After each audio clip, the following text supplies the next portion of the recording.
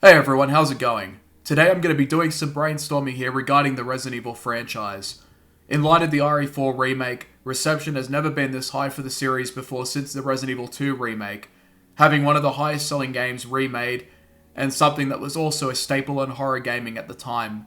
But also, some of the YouTubers that have already talked about the game in detail, i.e. the remake, have also expressed a sense of fatigue from the remakes themselves. And while the remakes are certainly appreciated, there is still the desire for an entirely new experience, or even a sequel to Resident Evil Village at least. In any case, I've also thought of some other ideas that could change up what is known about Resident Evil, and also give us different perspectives and experiences altogether. I also want to make clear here that these ideas are inherently incomplete, and that my ideas are more or less thought bubbles to generate conversation. And whether you agree or disagree in the comments is completely fine. Anyway, let's get off with the first one. Number 1. A reverse horror game where you control the infected. Reverse horror is something that has been explored in the likes of Aliens vs Predator, Carrion, as well as other games. But this idea of mine had spawned from a project that I remembered long ago that was meant to be a release for the PS3. It was called Possession.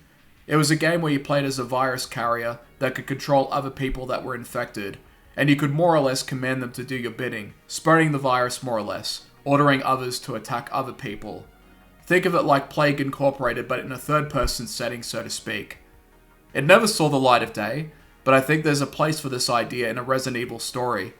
You could either create a Las Plagas-like virus, with people that could talk, or something like the T-virus where you can control the virus within the hosts. Number 2. A game where you control the survivor but see through the eyes of a zombie. I recently came across a game called 28 Pixels Later, a short parody horror game that had a unique approach to its camera system. In this game you control a survivor, but you see through the perspective of several zombies, and you have to switch between different zombies from time to time to keep your eyes on the guy. To see through the perspective of biohazard monstrosities or mindless zombies in Raccoon City and have control over a survivor could be an interesting experience. But it is admittedly something that has to be tested first, and would have to be balanced out so that the camera doesn't become more frustrating than the gameplay itself. Number 3. An isometric roguelike game. Roguelikes are pretty hit and miss for me. I'm not the biggest fan of games like Dwarf Fortress or NetHack. Personally, I prefer ones like The Binding of Isaac, Enter the Gungeon, Risk of Rain, and Dead Cells. Part of their appeal is the endless replayability as well as the addicting gameplay, due to the randomized playthroughs that can occur between each life and death. In the world of Resident Evil, it could potentially work, but it would also still have to remain grounded to an extent. So here's how I would do it. I would set an isometric camera and take core aspects of the original Resident Evil trilogy, like its tank controls and its survival horror based gameplay. The game's setting could be in an open setting that doesn't randomize too much with its layout, but instead with its monsters, their attributes, stats for weapons and items, and of course a condition mechanic where you have to make heads or tails with using something, especially if there's a great risk to using an item that decreases the likelihood of your survival later on. For instance, you eat canned food that's already been opened and may have been contaminated. The style of gameplay and the roguelike nature of it should make decisions more crucial, since the only punishment is the loss of progress, and having to start all over again. I think Resident Evil can make for a very good roguelike, it just depends on how they would approach it.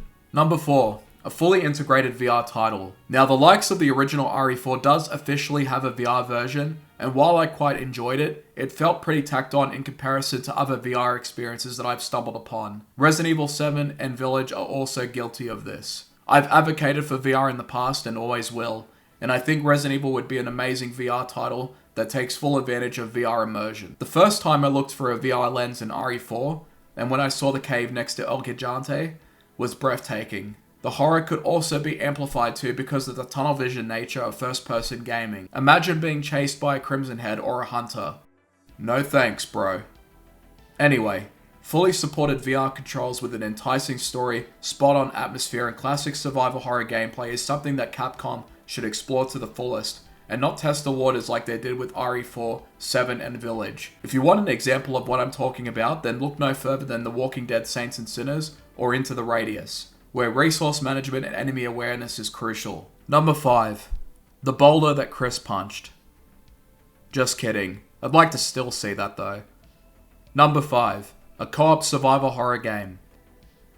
The Resident Evil franchise have had co-op games in the past, but they were wrapped around games that took a completely different identity from what the original 3 Resident Evil games, as well as the recent sequels and remakes accomplished.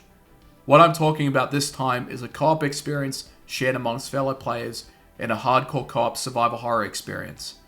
In fact, there already is one, called Resident Evil Cold Blood, still in the works, and it looks to be exactly what I'm talking about here. Another game that also follows my idea is No More Room in Hell, where even just a scratch can turn you infected, and resources are limited, melee combat is extremely dangerous, and firing weapons is even more dangerous because of the noises they make. This is what a Resident Evil co-op experience should have been like in the first place. And now that Capcom has nailed the implementation of classic survival horror gameplay into modern game design, they have everything they need to get the job done. And that's all I have for the time being. Resident Evil can go in a lot of different avenues. When a series is doing really well, more forks in the road appear, showing potentially new and unique experiences that enhance and expand the universe of the franchise. The ideas I've shared here, like I said, are for the most part incomplete. But if more ideas are generated later on just from this video, then these ideas have served their purpose. Because Resident Evil is a franchise that needs to continually evolve, and Capcom shouldn't be afraid to try new things, even if it's in a spin-off or lower budget capacity. Resident Evil is a series that I'll eventually go into more detail with, but it'll just take some time. Hopefully these ideas have given you some new thoughts, or at least something to think about. Feel free to agree or disagree in the comments. Thank you for watching.